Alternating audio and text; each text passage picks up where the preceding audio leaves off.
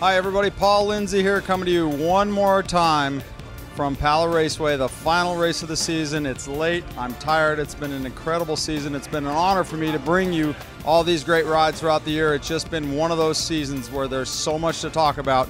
And again, we'll take a look at some of the rides that we saw today. As usual, tons of good stuff all the way through the pack. Let's take a look at who got on under my radar this week in the 250 class. All right, up first in the 250 class, Gareth Swanepoel. What a season for Gareth. After winning a moto at Southwick, he is right in the thick of things every week. A solid fifth in the first moto, passed a few guys. Great battle with his teammate Cunningham and Anderson. Early on in the moto, settled into fifth. Backs it up with a seventh in the second moto, 5-7 for sixth overall on the day. Up next, Gareth's teammate Kyle Cunningham, who's been struggling as of late, but comes through the pack. Rides good in both motos, 6-8 on the day for Kyle Cunningham, trying to get as many points as possible here at this final round. A solid ride inside the top 10 for Kyle Cunningham here at Pala.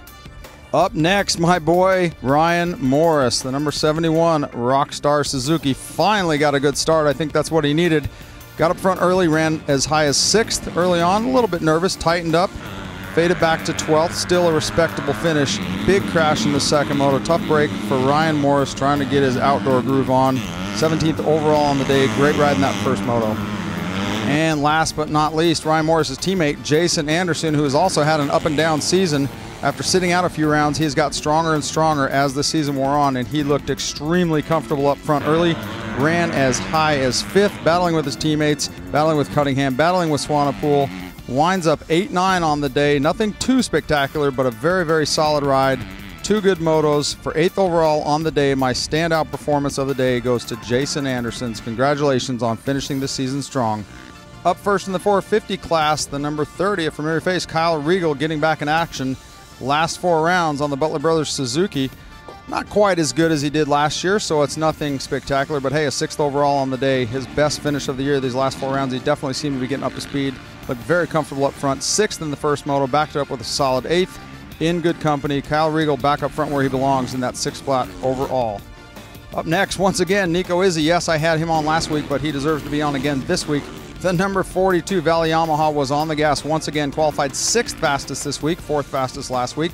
Nico jumps into 2nd early on the first lap of the first moto. A little bobble, drops back to 8th, but fights hard the whole moto here on a very challenging track, riding that 450 very well.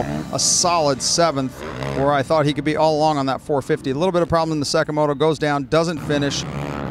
7:35 on the day, basically 7 DNF for 13th overall. Great ride, Nico Izzy. Up next, another guy from north of the border we saw on a few weeks ago, Colton Fasciotti.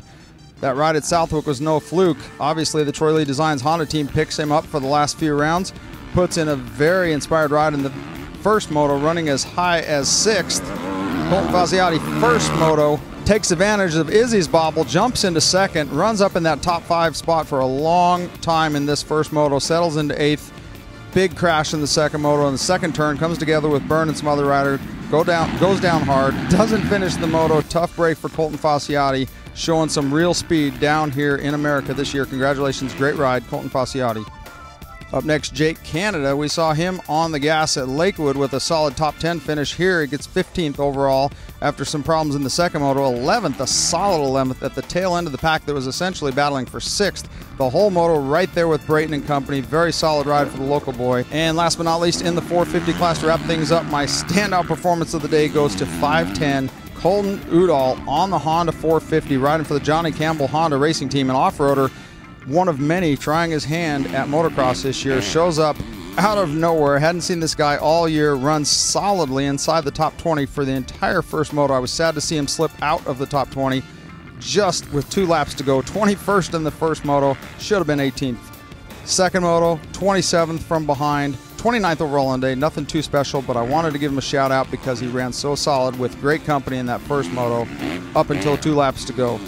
All right, that is going to do it from here at Pala. I am Paul Lindsey. Once again, thank you very much for letting me share some of these great rides with you under the radar. Thank you, Matt Francis, Rob, Danny, everybody for letting me do this. DC, I've had a blast doing it this year. What an epic season. Congratulations, Dean Wilson. Congratulations, Ryan Villapoto. And yes, I do have my head on inside out and backwards again.